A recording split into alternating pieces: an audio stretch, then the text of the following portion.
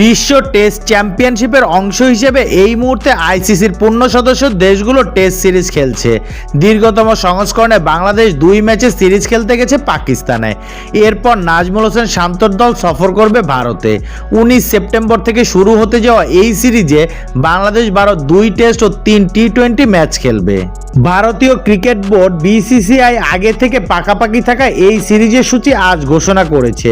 সিরিজের প্রথম টেস্ট অনুষ্ঠিত হবে 19 সেপ্টেম্বর থেকে 23 সেপ্টেম্বর পর্যন্ত।